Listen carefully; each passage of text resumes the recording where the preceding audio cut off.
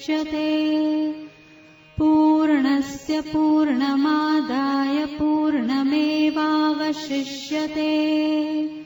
ॐ शान्ति शान्ति शान्तिः।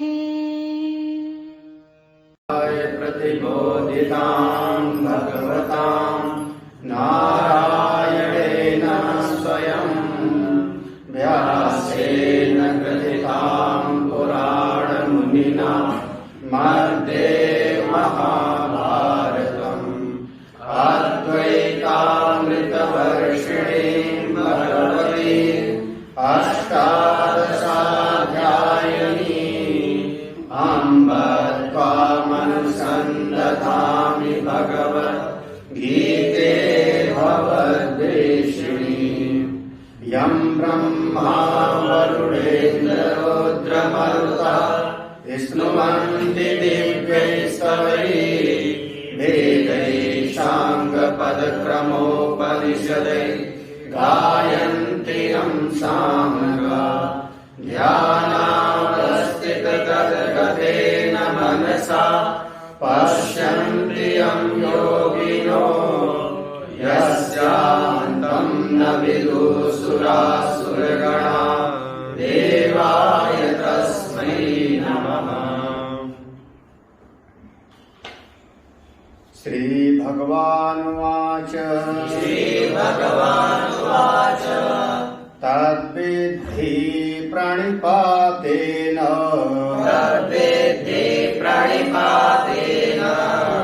परिप्रश्नेन सेवया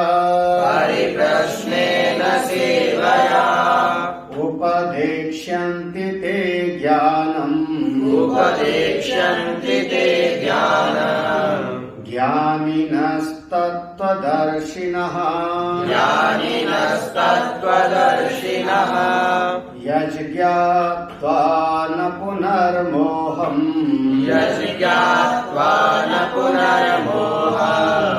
एवं यास्यसि पाण्डव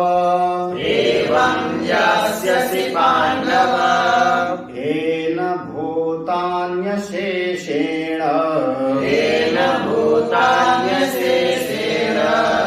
द्रक्ष्यस्यात्मन्यथो मयि।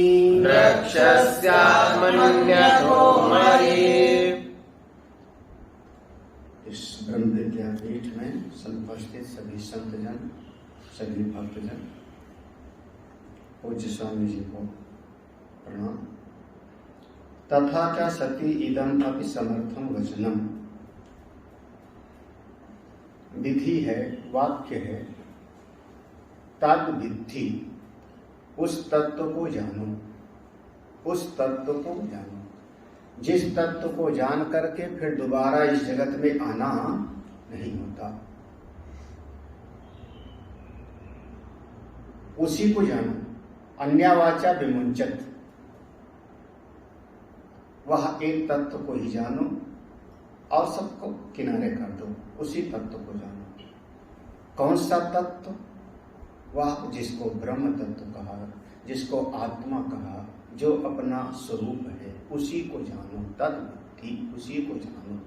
अगर अपने आत्म स्वरूप को जान लिया तो बहुत अच्छा, और नहीं जाना तो महती विनष्टि। आत्म स्वरूप को नहीं जाना तो जगत में चाहे जितना भी कुछ कर लिया, सब का सब कोई बहुत कीमत का नहीं है। जगत में बहुत सारे लोग आए, बड़े बड़े काम किए, हमसे 100 गुना, 1000 गुना बड़े बड़े काम किए और सबके सब चले गए। उसी को जानो, वह जो आत्मा है। कैसे जाने, उपाय क्या है? तो कहा गुरु मेवाभिगच्छे। उस तत्व को जानने के लिए गुरुदेव की शरण में जानना चाहिए। जब गुरुदेव की शरण में जाना है तो कैसे जाएं? तो 3 उसके साथ में तरीका बताया, 3 शर्त लगाई। प्रणिपातेन, परिप्रश्नेन और सेवया। ये 3 के साथ जाओ। प्रणिपात करो, प्रणिपात में श्रद्धा है, परिप्रश्नेन में जिज्ञासा है, और सेवया में धैर्य है। धैर्य भी होना चाहिए, बहुत बहुत उतावला नहीं होना चाहिए। बहुत उकता नहीं जाना चाहिए थोड़े में। और जब इस भाव के साथ आप जाओगे तो ऐसे जो श्रोत्रिय ब्रह्मनिष्ठ महात्मा हैं, दो शब्द है ज्ञानिनस तत्वदर्शिना, ज्ञानिना माने श्रोत्रिय, तत्वदर्शिना माने ब्रह्मनिष्ठ। जो श्रोत्रिय ब्रह्मनिष्ठ महापुरुष हैं वो तुमको उपदेश करेंगे उस आत्मस्वरूप का। तो जिस उपदेश को प्राप्त करके यत ज्ञातव, जिस तत्व का वो लोग उपदेश करेंगे आचार्य जन, उसको जान करके, यत ज्ञातव माने उस तत्व को जान करके, ना पुनः मोहम, दोबारा ऐसा मोह में नहीं पड़ोगे, फिर दोबारा मोह नहीं होगा। क्योंकि एक बार अंधकार छट गया, एक बार हमारा भ्रम मिट गया कि आकाश नीला है, आकाश नीला है ये भ्रम है, और एक बार हमारी बुद्धि में ज्ञान वृत्ति पैदा हो गई कि आकाश का अपना कोई रंग नहीं, फिर भले दिखाई पड़ता रहे, क्या फर्क पड़ता है, दिखता रहे, बुद्धि में बोध होता है। तो ना पुनः मोहम, दोबारा तुमको कभी इस अविद्या के अंतर्गत नहीं आना होगा इस ज्ञान को प्राप्त करके। कैसे? एवं यास्यसि पांडव, एवं इस प्रकार से, एवं माने इस प्रकार से, किस प्रकार से? अरे जैसे अभी पहले अध्याय में तुमने बोला था कि मैं पसीने पसीने हो रहा हूं, गांडियों मुझसे नहीं संभल रहा है, मुझको इनसे लड़ना अच्छा नहीं लग रहा है, जैसे अभी तुम मोह में पड़े थे, एवं जैसे अभी तुम मोह में पड़े थे, ऐसे दोबारा तुमको इस ज्ञान के बाद तुम नहीं मोह में पड़ोगे। ज्ञान हमारे भीतर का मोह समाप्त कर देता है। मोह जाता है, जो आपस में जो प्रेम है वो रहता है, सेवा भाव रहती है, श्रद्धा का भाव रहता है, त्याग की भावना रहती है, जीवों पर दया करेगा, अहिंसा परमो धर्मा। अब ये नहीं कि मोह नहीं है तो सबका गला काटेगा, हाँ, तो वो सबके प्रति फिर क्या होगा? सर्वे भवन्तु सुखिनः, सर्वे सन्तु निरामया, सर्वे भद्राणि पश्यन्तु मां कश्चित् दुख भाग् भवेत्। तो ऐसा मोह, जो मोह तुमको विषाद में ले गया था, ऐसा मोह तुमको दोबारा इस ज्ञान के बाद नहीं होगा। अच्छा, एक तो ये हो गया निषेध, इस प्रकार से तुम मोह में नहीं पड़ोगे, ये निषेध वृत्ति से बताया। ज्ञान प्राप्त करने पर विधेय वृत्ति से कह रहे हैं, एन भूतानि अशेषेण, जे एन माने जिस ज्ञान के द्वारा, जिस ज्ञान के द्वारा अशेषेण भूतानि, सारे भूतों को, सारे जगत को, पूरा ब्रह्मांड पंच भौतिक जगत को, भूतानि अशेषेण, अशेषेण माने पूरा का पूरा समूचा जगत, ब्रह्मा से लेकर के क्षुद्र जीव तक, द्रक्ष्यसि आत्मनि, आत्मनि द्रक्ष्यसि, सबको अपनी आत्मा में देखोगे। आत्मनि माने अपनी आत्मा में, द्रक्ष्यसि माने देखोगे। जिस ज्ञान से तुम्हारी दृष्टि कैसी होगी? अपनी आत्मा में ही सारे जगत को तुम देख लोगे। यहां तक है। एन जिस ज्ञान के द्वारा अशेषेण भूतानि आत्मनि द्रक्ष्यसि, जिस ज्ञान से, जो श्रोत्रिय ब्रह्मनिष्ठ के पास से ज्ञान प्राप्त होगा, उस ज्ञान से संपूर्ण ब्रह्मांड को तुम अपने भीतर ही अनुभव कर लोगे, अपनी आत्मा में, अपनी आत्मा में। दूसरा शब्द है अथोमय। अथोमय थोड़ा प्रसंग, अथ यहां पर प्रसंगांतर के लिए थोड़ा सा बात बदल रहा है कि जिस सारे जगत को जैसे तुमने अपने भीतर देखा, तो तुम सारे जगत को भी और स्वयं को भी मैं, मुझ परमात्मा में देख लोगे। अब यहां तो स्थिति हो रही, सारा का सारा जगत पहले तो अपने भीतर देखा, तो ये जो इदम इदम सृष्टि दिखाई पड़ रही है, इदम तया यह यह यह, ये सब का सब इसका आधार अहम है, ये हमने अनुभव किया। एकदम बिना अहम के टिक नहीं सकता। पहले मैं की वृत्ति आती है, पहले मैं हूं, तब फिर ये घर, ये वृक्ष, ये जंगली जीव, ये घर के पालतू जीव, सबका सब इदम इदम बाद में आ गई है। तो इदम सारा का सारा अहम पर टिका होता है। तो सारे इदम इदम जगत को तुम अपने आत्मा में देख लोगे, अहम में, और इदम और अहम दोनों को तुम परमेश्वर के अंदर देख लोगे। मई माने भगवान के अंतर्गत, परमेश्वर में, मुझ में, भगवान मेरे मुझ में, तुम सबको द्रक्षसी देख लोगे। तो सारा का सारा ये जितना नाम रूप है अहम में आ गया, और एक अहम भी इदम के साथ चला गया कहाँ? परमेश्वर में, और सब कुछ सारा ब्रह्मांड एक परमात्मामय हो जाएगा। ब्रह्मविद ब्रह्मैव भवति, फिर वो स्थिति आ जाएगी। सिया राम मैं सब जग जानी, करौ प्रणाम जोर जुगपानी। फिर गोस्वामी जी कहते हैं, नीच प्रभु मैं देख ही जगत के ही सन करही। फिर सारा जगत वही प्रभु में हो जाएगा। ये वाला ज्ञान प्राप्त होगा आपको। ये उस ज्ञान की स्तुति है, उस ज्ञान की स्तुति चल रही है। कौन सा ज्ञान? जिसको लिए कहा था द्रव्य यज्ञ से श्रेष्ठ है ज्ञान यज्ञ। द्रव्य यज्ञ में जितने भी प्रकार के यज्ञ हो सकते हैं, उन सबसे श्रेष्ठ ज्ञान यज्ञ। और ज्ञान से ज्ञान प्राप्त होगा। किसका? उस ब्रह्म तत्व का। कैसे ज्ञान प्राप्त होगा? गुरु सदन के द्वारा, गुरु की कृपा से। उस ज्ञान का फल क्या होगा? ये बता दिया कि ऐसा मोह नहीं होगा, नंबर 1, और अपने भीतर तुम सारे ब्रह्मांड का अनुभव कर लोगे। ये 2 स्थिति होगी। थोड़ा सा भाषा देख लो। यद ज्ञात्वा यद ज्ञानम तै उपदिष्टम अधिगम्य प्राप्य पुनः भूयो मोहम एवं यथा इदानीं मोहम गतः असि पुनः एवं न यास्यसि हे पांडव। यद ज्ञात्वा, जिस ज्ञान को जानकर, यद ज्ञानम, जिस ज्ञान को प्राप्त करके। कैसे प्राप्त किया? तै उपदिष्टम अधिगम्य प्राप्त। वो गुरुजनों के द्वारा जो उपदेश दिया गया, तै उपदिष्टम माने गुरुजन ने जो उपदेश किया उसको ग्रहण करके पुनः भूयो मोहम एवं, इस प्रकार से दोबारा तुमको मोह नहीं होगा। किस प्रकार से? यथा इदानीं मोहम गता असि, जैसे अभी अभी तुम मोह में पड़े थे। मैं पसीने पसीने हो रहा हूं, नेत्रों से अश्रुपात हो रहा है, हाय हाय हाय हाय, मैं तो जंगल में जाऊंगा, भिक्षा मांग करके जी लूंगा। ये जैसे अभी मोह में पड़े थे, ऐसा मोह दोबारा तुमको नहीं होगा। ना यास्यसि गता असि पुनः एवं ना यास्यसि हे पांडव, ऐसा मोह तुमको दोबारा फिर नहीं। ये क्या है? ये है देखो निषेध। जैसे आप कह लो कि अगर आपने लालटेन जलाई, मोमबत्ती जलाई, तो क्या होगा? कमरे में दीपक जलाया तो कमरे में क्या होगा?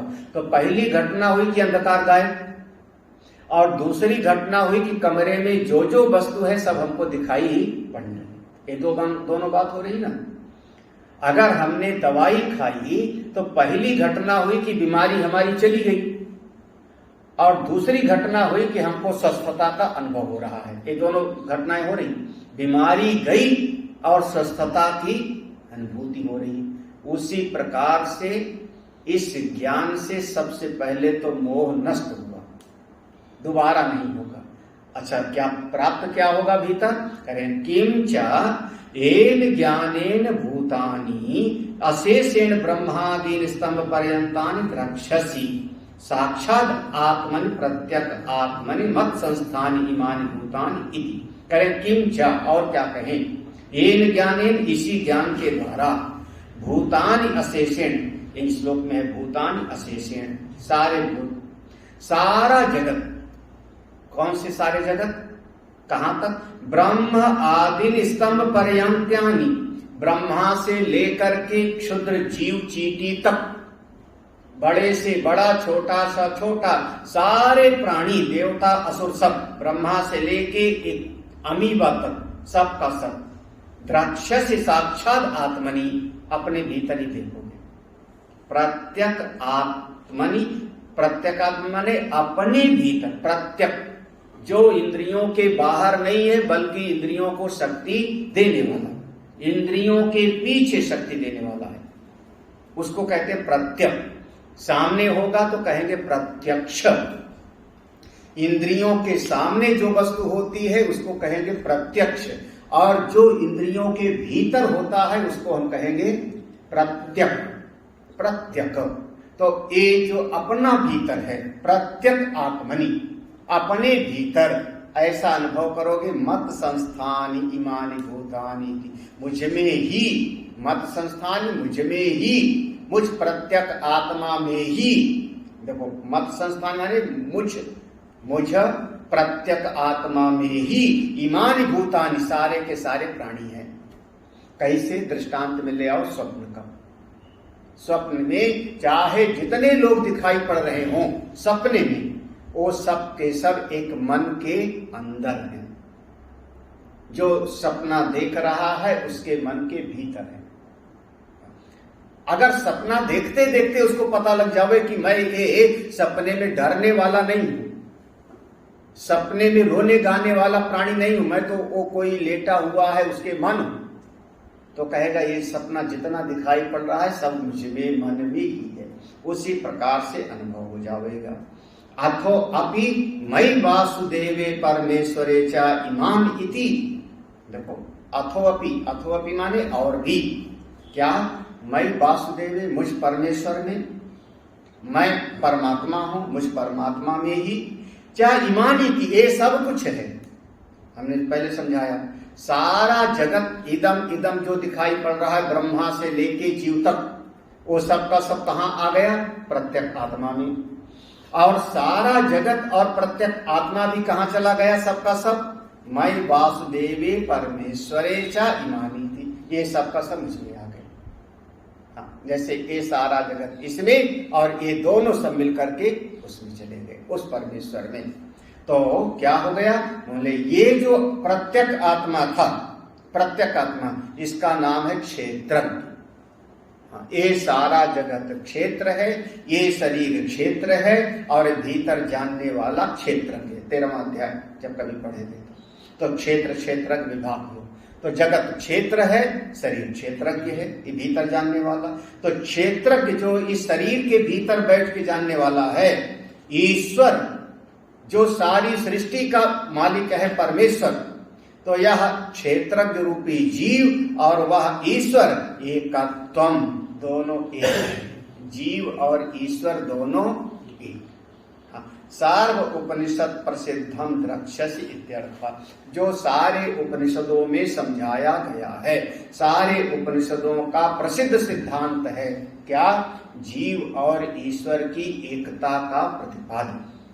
जीव और ईश्वर शक्ति में भेद है, गुण में भेद है। अभी 4थे अध्याय में ही देखो, शुरुआत में बताया था ना, पुनर्जन्म का जहां प्रसंग आया था इसी अध्याय में, कि ईश्वर का अवतार होता है और जीव जन्म लेता है। ईश्वर सर्वज्ञ है और जीव अल्पज्ञ है। ईश्वर सर्वशक्तिमान है और जीव अल्प शक्ति वाला है। ईश्वर आते हैं तो धर्म स्थापना के लिए आते हैं और जीव आता है तो अपने कर्मों का फल भोगने के लिए आता है। ये विभाग समझाया गया था शुरुआत में, अभी यहीं पर समझाया गया था 4थे अध्याय में ही। तो जीव और ईश्वर के भीतर यह उपाधि से भेद है, उपाधि से भेद है। लेकिन दोनों की उपाधि हटा दी जाए तो जीव अपनी उपाधि हटा देवे, ईश्वर अपनी उपाधि हटा देवे। दृष्टांत में एक राजा है और एक भिखारी है।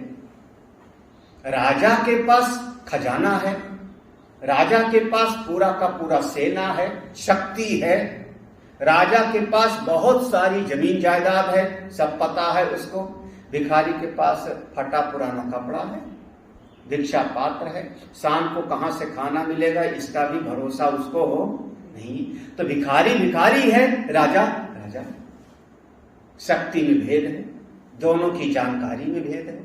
लेकिन राजा अपनी सारी उपाधि को हटा देवे, भिखारी अपना फटा वस्त्र और टूटा बर्तन हटा देवे, और दोनों एक जंगल में एकांत में खड़े हो जाए। ना उसका पद रहा ना उसका पद रहा, ना उसके राजा के वस्त्र रहे ना भिखारी के वस्त्र रहे।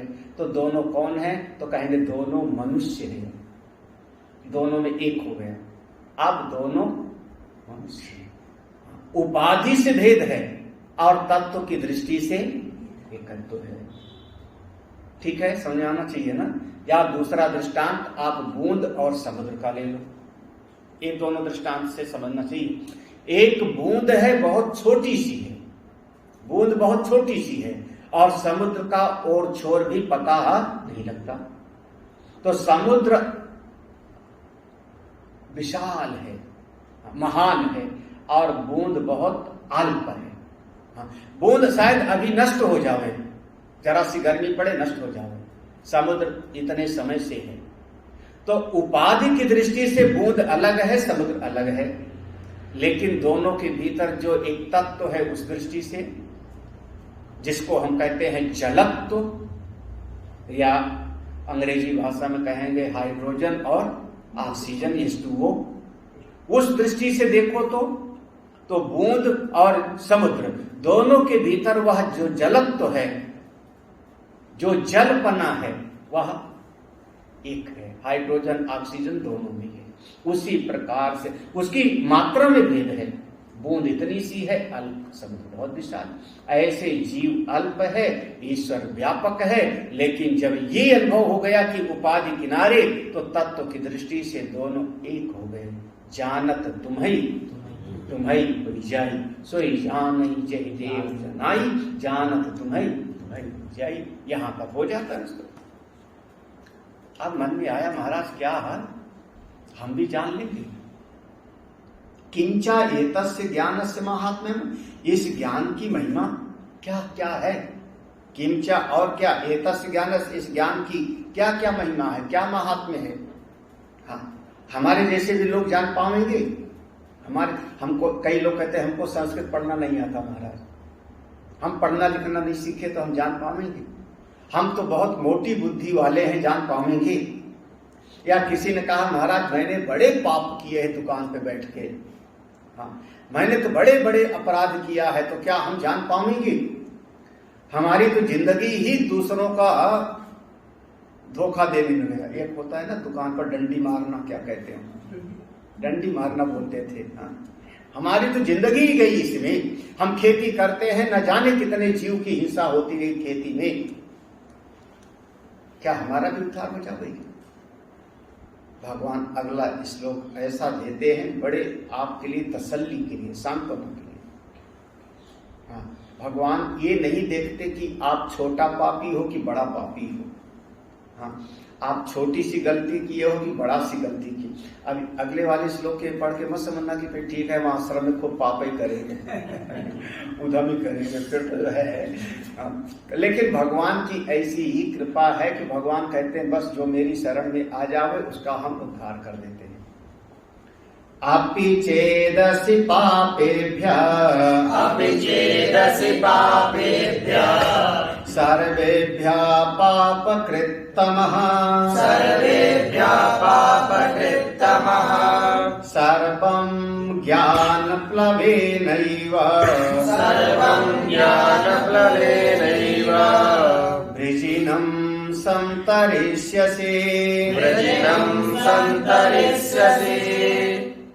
अपि चेतसि पापेभ्यः, देखो संधि विच्छेद करना। अपि चेत, हाँ चेत यदि, चेत माने होता है यदि, यदि अपि माने भी, पापेभ्यः सर्वेभ्यः पापेभ्यः अपि पापकृत्तमः। देखो ऐसा करना, चेत चेत सर्वेभ्यः पापेभ्यः अपि पापकृत्तमः असि। हाँ ठीक है ना, ऐसा करना। चेत सर्वेभ्यः पापेभ्यः अपि पापकृत्तमः असि। वहां जो चेत है असि, चेत धन असि, उसको बांध लिया। तो अगर चेत माने अगर, सर्वेभ्यः सारे सारे, पापेभ्यः पाप करने वालों से भी, पाप कृतमा तुम अपने आप को बड़ा पापी समझते हो।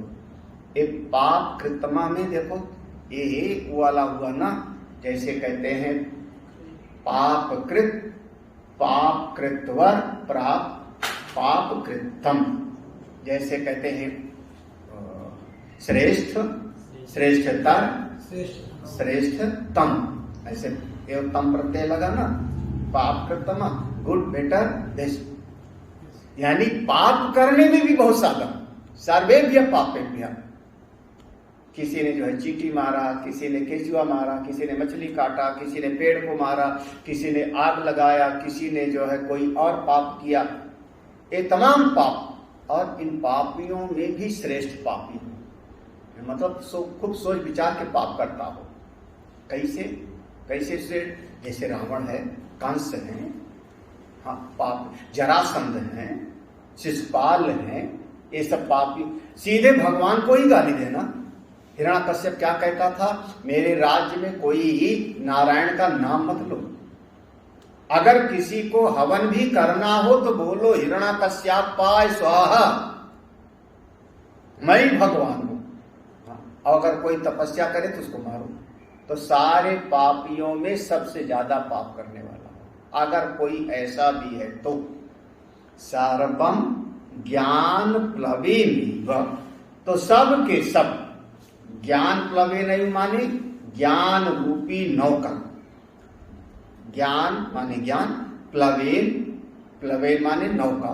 ज्ञान नौका के द्वारा ही, ज्ञान प्लवेन एव, ज्ञान रूपी नौका के द्वारा ही, बृजनम माने होता है समुद्र, सागर। इस पाप रूपी जो समुद्र है, समतरिष्यसि, अगर एक नौका पर कोई बैठ जावे तो नौका पे चाहे आदमी अमीर बैठे और चाहे गरीब बैठे, चाहे परिवार वाला बैठे, चाहे अकेले रहने वाला बैठे, हाँ, और चाहे हो सकता है कि कोई पापी बैठे, चाहे पुण्यात्मा बैठे। महात्मा जी बैठे नाव पर, और महात्मा पर ही मछुआरा बैठा, मछली मार के खाने वाला दिन भर।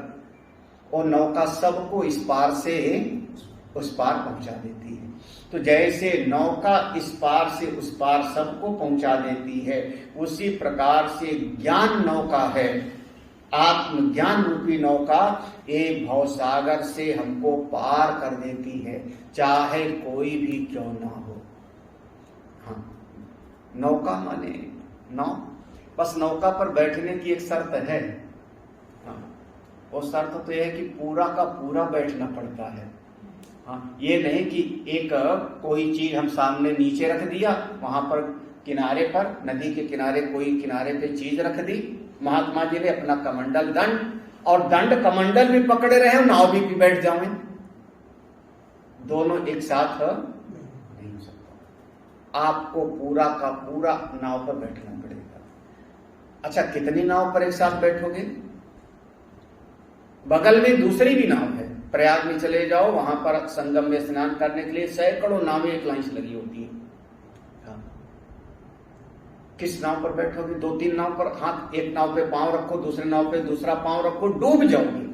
अगर बैठने है तो पूरा का पूरा उसी नाव पे आपको बैठना पड़ेगा, पूरा का पूरा।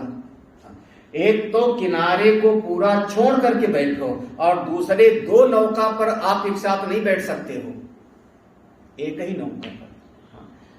अभी ज्यादातर संसार में क्या कहते हैं लोग, महाराज कुछ ऐसा उपाय बताओ कि घर में रहते रहते क्या हम उपाय करें कि भगवान को पालें, घर में रहते रहते परमात्मा को हम पालें।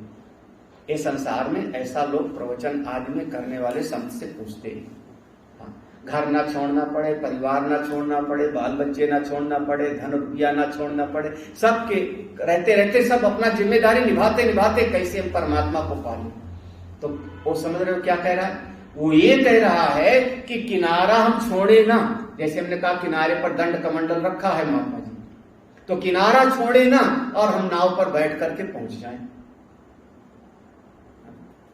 त्यागेन एकेन अमृतत्वम, जब तक इधर से कहते हैं जब तक हाथ से कंकड़ पत्थर छूटता नहीं, तब तक हाथ में आप कीमती पत्थर को पकड़ नहीं सकते।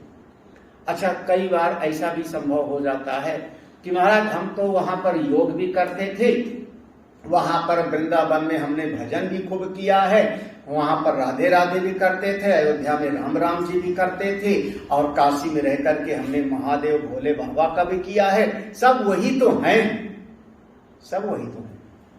तो आप समझ रहे हो क्या हो रहा है कि 4 नाव पर एक साथ बैठ रहे, सब वही तो नहीं है, यहां नहीं चलेगा। इसलिए ज्ञान प्लवेने, ज्ञान प्लवेने माने केवल ज्ञान रूपी नौका पर। अगर भागवत सुनना है तो थोड़ा समझो भगवान श्री कृष्ण का क्या स्वरूप है, ये ज्ञान रूपी नौका हो जाएगा। भगवान श्री कृष्ण हैं, भगवान के अवतार हैं, 24 अवतार हैं, जिसमें से भगवान के लिए तो कह दिया गया कृष्णस्तु भगवान स्वयं। आप एक दिन प्रकट हुए, छोटे थे, फिर बड़े हुए, छठे दिन पूतना को मार दिया, फिर तृणावर्त को मार दिया, फिर आपका शरीर देखते देखते बड़ा हुआ, आपका जो है अमुक अमुक आपने गेंद खेली, ऐसी ऐसी लीला किया, फिर आपका शरीर और बड़ा हो गया, फिर आपने जा करके एक गोवर्धन को धारण किया, उसके बाद और बड़े हो गए, आप मथुरा जाके कंस का आपने वध किया, तो आपका ये जो घटता बढ़ता हुआ शरीर रहा वो क्या वही आप परमात्मा हो क्या? एक दिन पैदा हुआ माने पहले आप इस जगत में नहीं दिखाई पड़ते थे, फिर छोटे थे, फिर बड़े हुए, फिर और बड़े हुए, और एक दिन जाकर के आपके चरण में बाण लगा और आप अंतर। तो भगवान इसी ध्यान कहेंगे जन्म कर्म च मे दिव्यम एवं यो वेद, जो मेरे जन्म के रहस्य को और मेरे कर्म के रहस्य को ठीक ठीक समझे, वो ज्ञान रूपी नौका हो गई ना। भगवान का वास्तविक स्वरूप कौन सा? भगवान का वास्तविक स्वरूप कौन सा? राम कथा सुनो, हमारे राम जी का असली स्वरूप कौन? राम जी का असली स्वरूप कौन सा? एक जगह पर यह भी कहा राम ब्रह्म परमार्थ रूपा, फिर कहा चिदानंदमय देह तुम्हारी। ठीक है, आप यहां पर आए हो, अयोध्या में प्रकट हुए हो, चित्रकूट में निवास किए हो, जाकर के राक्षसों का वध किए हो, लोगों को राजा बनाया, राज्याभिषेक हुआ। एक दिन गुप्तार घाट में जाकर के आप अपने साकेत धाम पधारे। मैं जानना चाहता हूं आपका वास्तविक स्वरूप क्या है, आपका असली स्वरूप क्या है। जब वो जानना चाहता है तो समझना कि हो गया ज्ञान रूपी नौका, अपने आराध्य के, अपने इष्ट देव के वास्तविक स्वरूप को समझना। जैसे कोई संत है, संत का शरीर देख लिया हमने, शरीर को कभी बुखार हो गया, कभी भूख लगी, कभी प्यास लगी, सर्दी लगी, तो शरीरें हैं क्या संत? आप तो कहोगे गुरुर ब्रह्मा गुरुर विष्णु गुरुर्देवो। हाँ, तो ये गुरुर ब्रह्मा कौन हो रहे हैं? शरीर नहीं। अब इस शरीर में 4 मुख थोड़े लग गया, कौन हो रहा है? आत्मा की दृष्टि से, है ना। तो तत्व को समझना ही ज्ञान होगा। एक जगह पर हमारा सत्संग था सुंदरकांड का, तो हमने एक प्रश्न छोड़ा सत्संगियों के लिए। हमने कहा हमारे आराध्य हैं हमारे हनुमान जी महाराज, इष्ट देव हैं। हनुमान जी का वास्तविक स्वरूप कौन सा है? असली स्वरूप बताओ। उनका एक वास्तविक स्वरूप, उनका एक स्वरूप तो ये है कि जब प्रकट होते हैं तो प्रकट होते ही सूर्य देवता को खाने के लिए दौड़ पड़ते। बाल समय रवि भक्ष तब 3 लोक भयो। देखो एक स्वरूप वो है हनुमान जी का, जब सूर्य देवता को खा लिया उन्होंने, मुख में रख लिया, उस समय बालक थे। उसके बाद फिर हनुमान जी हमारे बड़े हुए, फिर उन्हीं के पास विद्या प्राप्त करने के लिए गए सूर्य देवता के पास, उन्हीं से जाकर के सारा ज्ञान प्राप्त किया। उस समय शिष्य रूप में है। फिर वही हनुमान जी महाराज आके सुग्रीव के यहां सेवा कर रहे हैं, सुग्रीव के मंत्री हैं। फिर वही हमारे हनुमान जी महाराज जब सुग्रीव डर गया, जाके देखो कौन है, तो हनुमान जी ने रूप बदल लिया, ब्राह्मण रूप, बटुक का रूप, ब्रह्मचारी का रूप बना के भगवान राम के पास गए। को तुम श्यामल गौर शरीरा क्षत्रिय रूप फिरो बन। आप कौन? तो कौन बन के गए हैं? ब्राह्मण वाला शरीर सही है, सुग्रीव की सेवा करने वाला जो शरीर है वो। फिर जब बालक रूप में जाके सूर्य देवता को जो है खा लिया वो, या जो विद्या के लिए शिष्य बन के गए वो।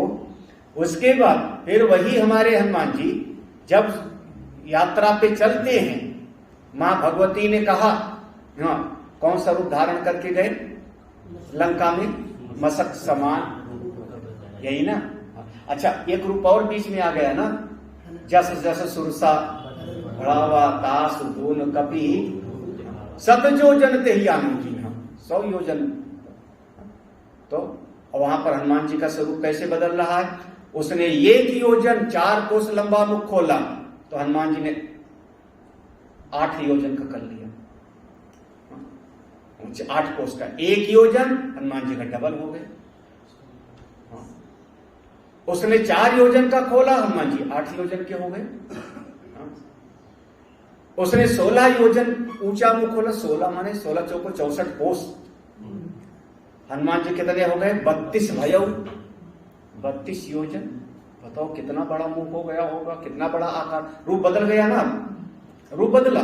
उसके बाद फिर जब उसने 100 योजन मुंह खोला तो हनुमान जी तुरंत छोटे बन के मुंह के अंदर से निकल आए। तो एक जस जस सुरसा बदन बढ़ावा तास दोन कपि, कौन सा रूप सही है? फिर मशक समान रूप कपि धरी, मच्छर जैसा रूप या मशक समान, उसके अर्थ अलग अलग हैं। ऐसा छोटा सा रूप बना के हनुमान जी के। और वही जब मां भगवती घबरा गई, पुत्र बड़े बड़े राक्षस हैं, कैसे तुम मारोगे? तो हनुमान जी कौन सा रूप दिखाए? कनक भूधरा कार शरीरा समर भय। ये भी एक रूप है। हम ये कहना चाह रहे हैं कि अगर कोई दिन भर में 100 रूप दिखावे, 100 रूप बदले, तो इसका मतलब जितना रूप दिखा रहा है वो सारे रूप असली नहीं। यही है ना, माया नहीं है। तो असली स्वरूप कौन सा है हनुमान जी का? हमारे कई बार हमने फोटो में देखा हनुमान जी कीर्तन करते, श्री राम जय राम जय जय राम, ऐसे फोटो में बनाया लोगों ने, वो भी एक रूप है। कभी भीम से मिले होंगे, कभी हनुमान जी का सबसे ज्यादा पूजा होती है संजीवनी बूटी लेके आते हुए, जो किसी के जीवन दान के लिए है। हनुमान जी का वास्तविक स्वरूप, जो उनके वास्तविक स्वरूप को जानना चाहे, समझना, वही ज्ञान रूपी नौका पे सवार होना चाहे, वो ज्ञान रूपी नौका से पार हो जाएगा। और अगर ज्ञान नहीं प्राप्त करता परमेश्वर का, अपने आराध्य का, तो जो जो कामना होगी वो कामना की पूर्ति हो जाएगी, लेकिन भीतर परम शांति की प्राप्ति तो नहीं। पहले कहा था ना, ये यथा माम प्रपद्यन्ते, जो जिस कामना को लेके आएगा उसकी वो कामना की पूर्ति कर देंगे, लेकिन जो भीतर सुख शांति है, वो मोह का जो निवारण है, वो बिना ज्ञान के नहीं हो सकता। तो हे अर्जुन, इस ज्ञान से तुम चाहे कुछ भी करना वाला हो, लेकिन सबसे वैसे जो साधक होता है वो पाप करता ही नहीं, साधक पाप करता ही नहीं, लेकिन अगर हो भी जाता है तो तुम सब ज्ञान रूपी नौका से पार कर जाओगे। भाष्य देखो सरल सरल। हाँ, एक ऐसा है ना, एक बात और सरल समझो कि जैसे एक हमारे घर में 2 बच्चे, एक नौकरानी का बच्चा है, एक मेरा अपना बच्चा है। घर में हमारे यहाँ पर गिलास है कांच का, हमारे बच्चे ने गिलास पटक दिया, गुस्से में टूट गया, और 2 घंटे बाद नौकरानी के बच्चे ने गिलास पटक दिया, टूट गया। अब आपके व्यवहार में फर्क होगा कि नहीं? नौकरानी का बच्चा गिलास तोड़ दिया, हम उसको डांटेंगे, हम उसको कहेंगे तेरे तनख्वाह में से पैसा काट लेंगे, क्यों तोड़ दिया? इतना कीमती गिलास था, यहां से हम खरीद करके लाए थे, एक क्राकरी कोई आसानी से मिलने वाली नहीं थी। लेकिन अपने बच्चे ने तोड़ दिया तो क्या करें हम? हमारे बच्चे ने तोड़ दिया तो क्या करें? तो अब सह जाओ, और क्या करना पड़ता है। हाँ, तो सहना पड़ता है। अब हम लोग सहते हैं, हम लोग सहते हैं क्या? हमारा तो बहुत सारा होता है, हमारा एक शिष्य है जो हमेशा यही करता है, जिस चीज के छुए वही टूट जावे। अब गाड़ी सीखते सीखते ऐसी गाड़ी चलाई कि उसमें 4 विद्यार्थी, गाड़ी के अंदर 4 विद्यार्थी, और चारों पहिया गाड़ी का ऊपर, छत नीचे। बताओ, अंत में वो गाड़ी कबाड़ वाले को बेचनी पड़ी। वो गाड़ी जाकर के कबाड़ में गई, 30,000 रुपया में गाड़ी कट गई। अब क्या करूं, क्या करूं? ठीक है, तो चाहे कोई कैसा भी बड़ा पापी हो,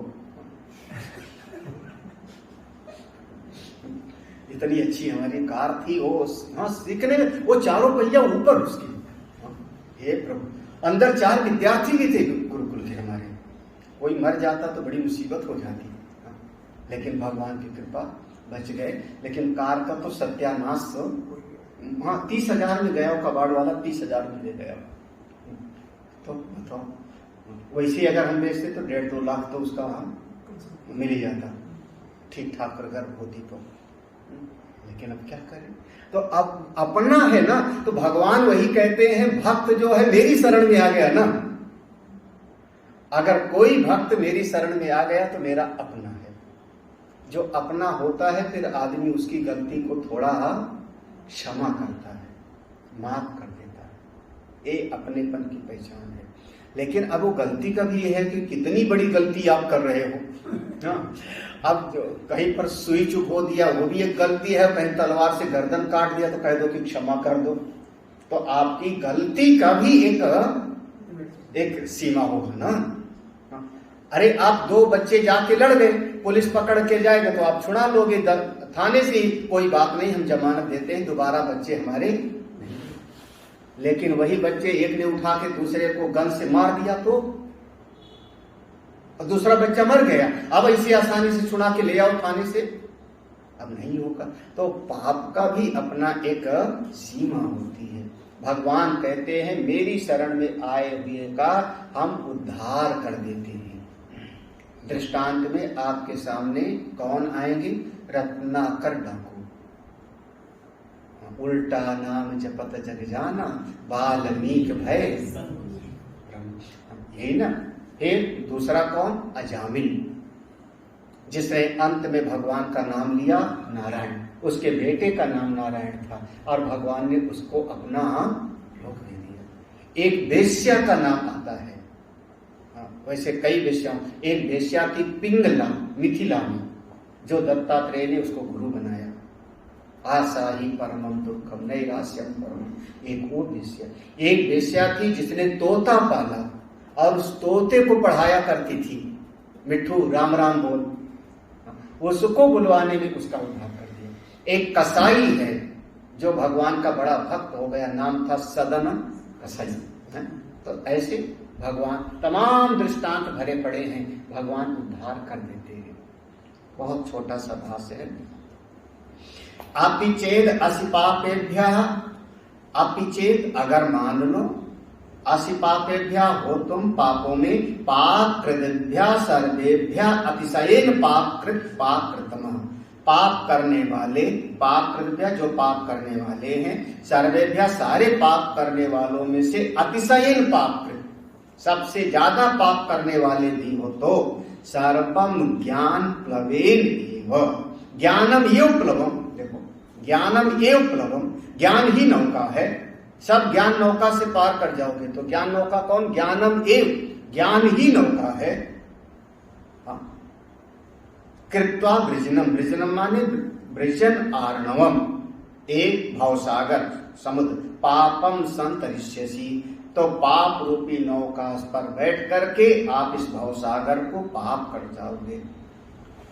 भगवान भास्कर एक शब्द कहते हैं, धर्मः अपि मुमुक्षु पापम उच्यते, जो मुमुक्षु है उस मुमुक्षु को तो सुख भी बांधता है, दुख भी बांधता है, पाप कर्म भी बांधता है और पुण्य कर्म भी स्वर्ग ले जाएगा, वहां स्वर्ग का सुख देगा, मुक्ति तो देने वाला नहीं।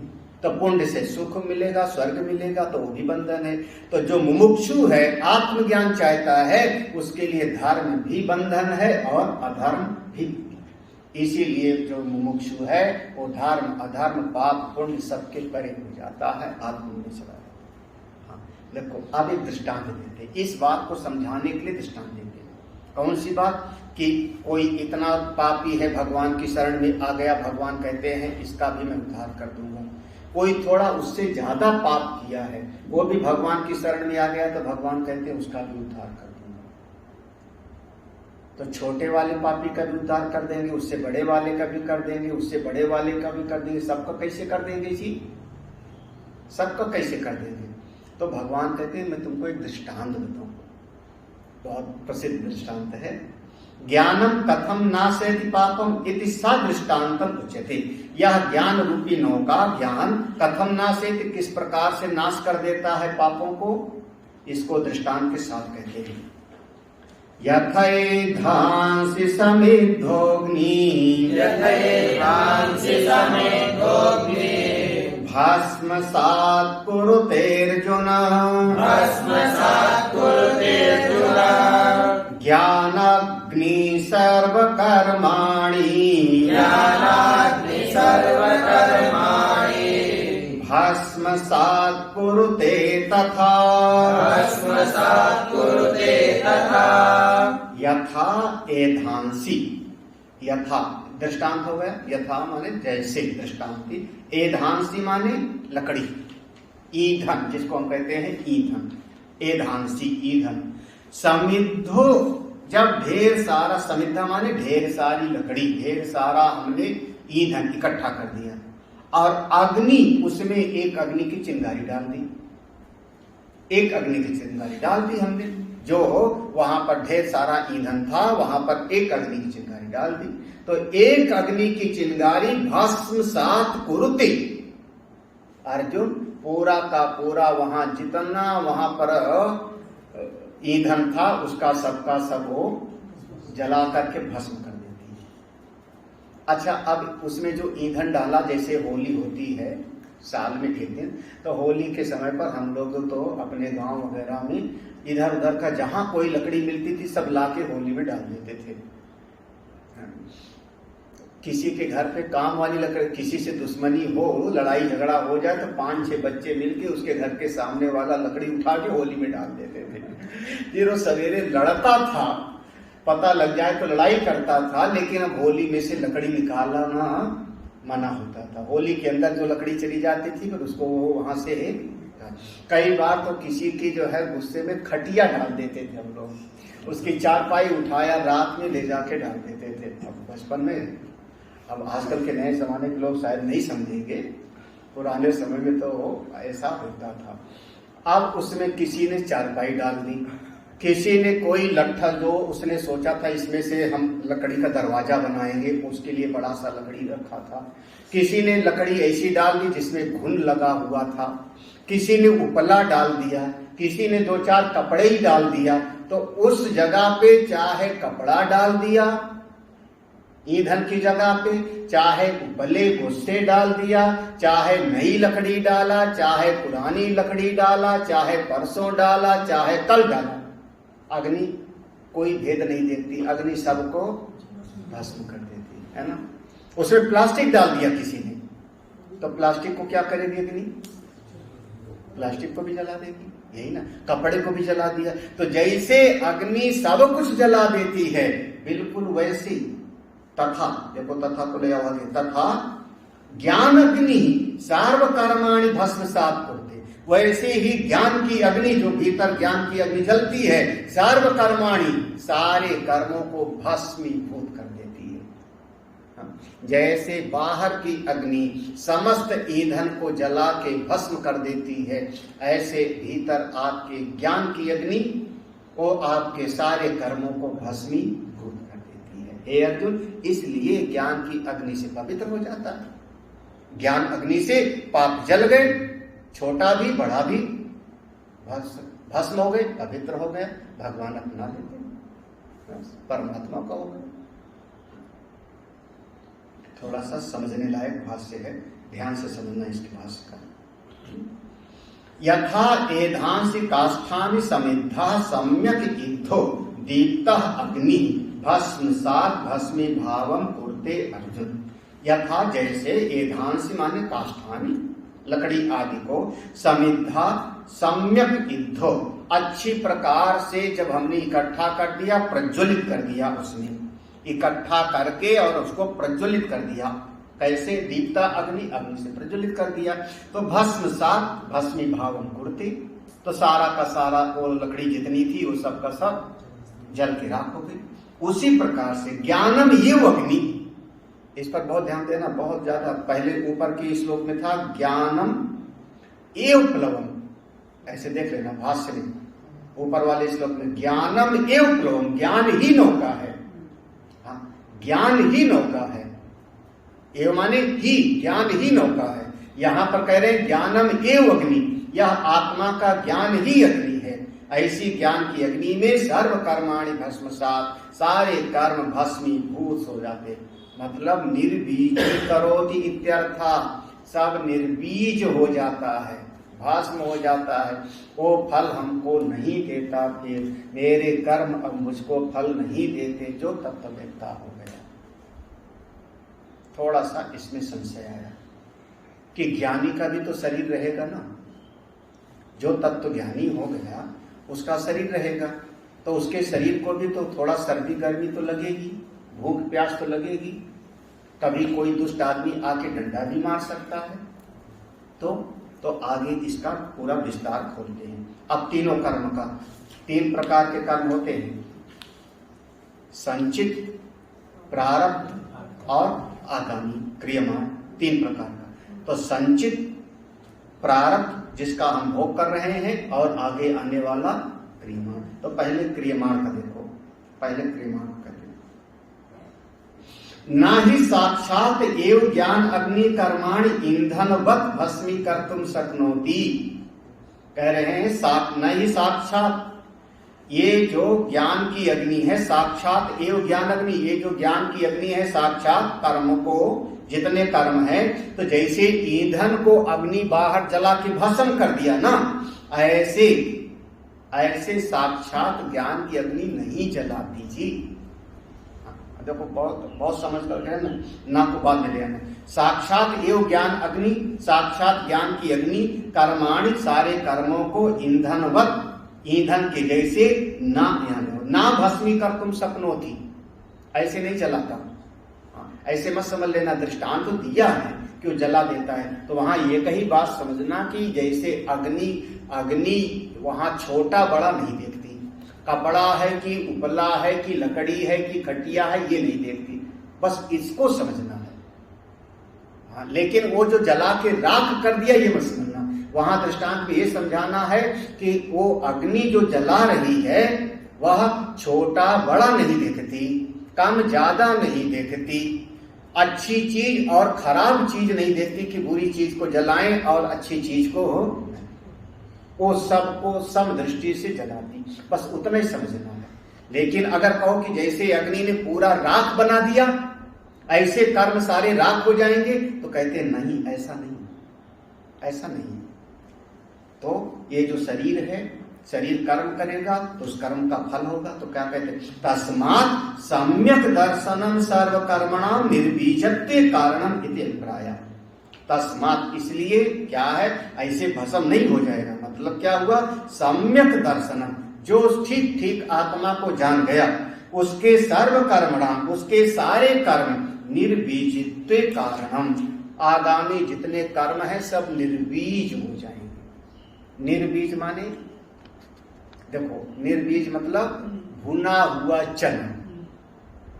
चने को हमने जो है कड़ाह में डाल के भून दिया, तो कई बार वो चना जो कोई फूट गया तो बड़ा बड़ा हो जाता है, कई बार कुछ चना होता है जो नहीं फूटता, लेकिन भुन गया तो देखने में वैसे लगता है, बाद में चना देखने में वैसे लगता है, लेकिन आप उसको जमीन में बो तो उसमें से अंकुर अब नहीं। तो चना है, दिख रहा है, लेकिन अब उसमें पत्तियां, अंकुर नहीं निकलेगा, तो हम कहते हैं निर्बीज हो गया, अब वो बीज नहीं। ऐसे आगामी कर्म हो जाता है। जो ज्ञानी हो गए उनके आगे के सारे कर्म, ज्ञानी महापुरुषों के शरीर से होने वाला सारा कर्म निर्बीज हो जाता है। अच्छा, जो देखो जो प्रारब्ध है वो कहते हैं, प्रारब्ध क्या है, सामर्थ्याद येन कर्मणा शरीरम आरब्धम तत्प्रवृत्त फलत्वात् उपभोगेन एव क्षीयते। सामर्थ्याद, अब एक सामर्थ्य ऐसा भी समझो, सामर्थ्याद माने इसके सिद्धांत को समझना, इसके सिद्धांत को समझना है। येन कर्मणा शरीरम, जिन कर्मों के द्वारा शरीरम आरब्धम, शरीर का उत्पत्ति हुई, यानी कौन से कर्मों के कारण, प्रारब्ध, जिन प्रारब्ध कर्मों के कारण शरीर की उत्पत्ति, तत् प्रवृत्त फलत्वात्, तो वो कर्म कौन थे, जो धनुष पर छूटा हुआ बाण जैसे। एक बार धनुष पर से बाण छूट गया तो शिकारी भी चाहे कि बाण वापस कर ले तो बाण वापस नहीं। तो प्रारब्ध कर्म के अनुसार शरीर मिल गया, ज्ञान हो गया, तब ये शरीर प्रवृत्त फलत्वात्, फल देने में वो प्रवृत्त हो गया, फल देने में वो तैयार है। तो उपभोगेन एव क्षीयते, तो ज्ञानी का भी शरीर उस प्रारब्ध का फल भोग के क्षय कर लेगा। तो प्रारब्ध देखो, जो क्रियमाण आगे वाला है वो निर्बीज हो जाएगा, और प्रारब्ध का उपभोग करके क्षय हो जाएगा। थोड़ा सर्दी गर्मी भी लग जाएगी ज्ञानी को। कभी कभी प्रारब्ध है कि कभी कभी उनको किसी ने हलवा पूरी भी खिलाया, बढ़िया मिठाई भी खिलाई, और कभी कभी किसी ने बुरा भला निंदा भी कर दी। इस शरीर का उनका क्षीण हो जाता है। अब तीसरा जो इकट्ठा संचित है वो देखो, संचित के लिए कहते हैं अतो यानी अप्रवृत्ति फलानी ज्ञान उत्पत्ते पाक कृतानी ज्ञान सहभावी च अतीत अनेक जन्म कृतानि च तानि एव सर्वाणि भस्मसात् होते। ये संचित है। अतः इसलिए अब समझो, यानी जो भी अप्रवृत्ति फलानी, जो अभी फल देने के लिए तैयार नहीं थे, संचित थे, संचित थे। अप्रवृत्त फलानी माने जो संचित थे। हाँ, ज्ञान उत्पत्ति प्राकृतानी, ज्ञान की उत्पत्ति के पूर्व, ज्ञान की उत्पत्ति के पूर्व कुछ कर्म किए होंगे, उसका संचित हो गया है। और ज्ञान सहभावी, ज्ञान के साथ भी कुछ कर्म है। और अतीत अनेक जन्म कृतानि, और पूर्व में अनेक अनेक 84 लाख योनियों में किए गए कर्म हैं। तान ये सर्वाणि कर्माणि, वो सारे के सारे कर्म भस्मसात्। तो संचित माने पूरा का पूरा संचित कर्म कौन हो गया? भस्मसात्, भस्मीभूत हो जाता है। देखो संचित समझते हैं ना, संचित ये तीनों कर्म को समझना चाहिए। जैसे एक किसान है, उस किसान के खेत में उसको 10 कुंटल गेहूं मिला, खेत में 10 कुंटल गेहूं मिला उसके परिश्रम से, और 10 कुंटल गेहूं को ले जा करके उसने रख दिया अपने गोदाम में। अपने घर में कोई एक हिस्सा बना रखा है, वहां ले जाके 10 कुंटल गेहूं रख दिया। अब इसका नाम हो गया संचित। वहां पे इकट्ठा कर लिया ना, तो संचित हो गया।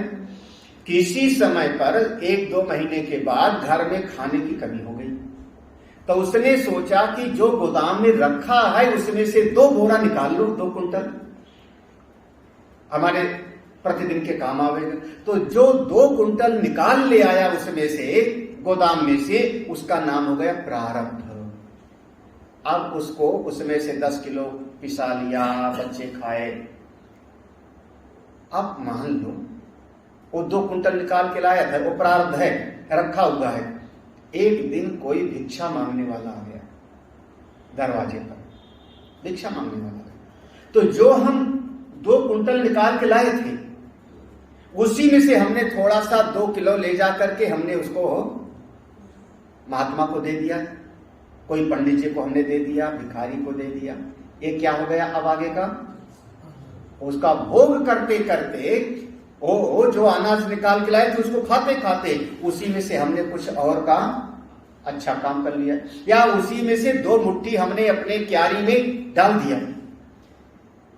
वही गेहूं जो निकाल के 2 मुट्ठी क्यारी में डाल दिया, अब वो अंकुरित हो गया, बड़ा हो जाएगा। तो वो क्या हो जाएगा? क्रियमाण। जो आगे हमने बो दिया जमीन में, वो क्रियमाण हो गया, आगे फल दे रहे। या हमने किसी को दान कर दिया, वो पुण्य बन करके आगे आवेगा, यही ना।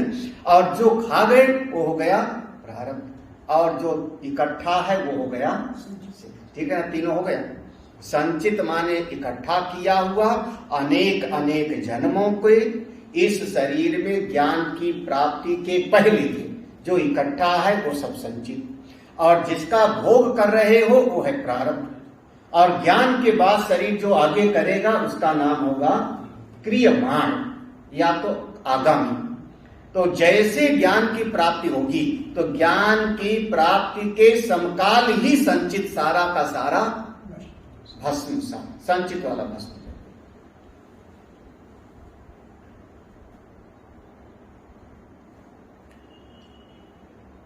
लेकिन जो प्रारब्ध है वो शरीर भोगेगा, प्रारब्धम उच्यते। आत्मा नहीं, आत्मा का कोई प्रारब्ध नहीं। कौन भोग लेगा? क्योंकि उसी प्रारब्ध से शरीर बना है, तो शरीर प्रारब्ध को भोग लेगा। और ज्ञानी का शरीर जो काम करेगा वो क्रियमाण, वो जो सेवा करेगा वो ले जाएगा, जो गाली देगा वो ले जाएगा, उसके लिए निर्बीज हो जाएगा। इस प्रकार से तत्ववेत्ता तीनों प्रकार के कर्मों से मुक्त हो जाता है। इसीलिए इस ज्ञान से बढ़कर के भवसागर से पार करने वाला और कोई, ज्ञानम एव लवम, ज्ञान ही नौका है, ज्ञान ही अग्नि है। इस ज्ञान को प्राप्त करना चाहिए। ओम पूर्णमदः पूर्णमिदं पूर्णात् पूर्णमुदच्यते पूर्णस्य पूर्णमादाय पूर्णमेवावशिष्यते। ओम शांति शांति शांति। हरि ओम। श्री गुरुभ्यो नमः। हरि